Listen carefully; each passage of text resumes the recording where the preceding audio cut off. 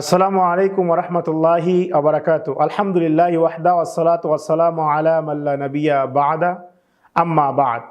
যাবতীয় হামদ সামার পরে ইউনাইটেড পক্ষ থেকে সকলকেই আন্তরিক শুভেচ্ছা এবং মোবারকবাদ জানিয়ে আজকে আমার আলোচনা বেশি শুরু করছি।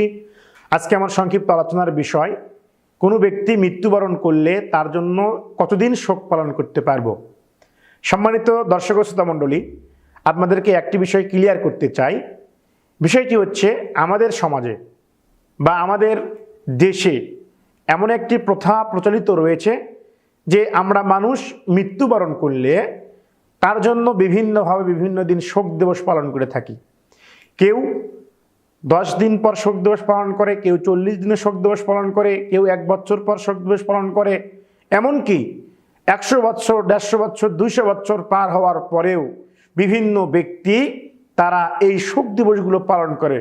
অথচ রাসূল সাল্লাল্লাহু আলাইহি সাল্লাম আমাদেরকে নির্দেশ দিয়েছেন, যেটা সহিহুল বুখারীতে উল্লেখ করা হয়েছে, যে কোনো ব্যক্তির জন্য বৈধ নয়, যে ব্যক্তি আল্লাহর উপর ঈমান আনে, যে ব্যক্তি রাসূলের প্রতি ঈমান আনয়ন করে, ওই ব্যক্তির জন্য ফাওকা সালাস মানে 3 দিনের বেশি শোক পালন করা বৈধ নয়। ইল্লা, তবে যদি কোনো স্ত্রীর, যদি কোনো মহিলার তার স্বামী মারা যায়, তাহলে তার স্বামীর জন্য সে ব্যক্তি 4 মাস 10 দিন শোক পালন করবে। এছাড়া পৃথিবীর বুকে কোরআন এবং সুন্নাহ দ্বারা আমাদের দেশে যে সমস্ত শোক দিবস পালন করা হয়, এগুলোর কোনো ভিত্তি নেই। যদি আমার ভাই মারা যায়, আমার বাবা মারা যায়, যদি আমার স্ত্রী মারা যায়, তাহলে আপনি এবং আমি পুরুষ হিসাবে আমরা সর্বোচ্চ 3 দিন শোক দিবস পালন করতে পারবো, শোক পালন করতে পারবো। এরপরে যে নারীর ক্ষেত্রে 4 মাস 10 দিন, এরপরে আর কোনো শোক ইসলামে নেই।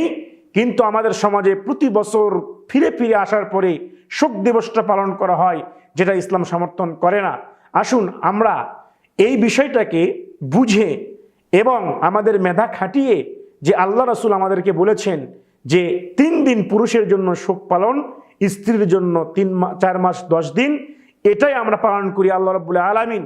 তাহলে আমাদেরকে সুন্নাত অনুসরণের জন্য সওয়াব দান করুন আল্লাহুম্মা আমিন। আসসালামু আলাইকুম ওয়া রাহমাতুল্লাহি ওয়া বারাকাতুহু।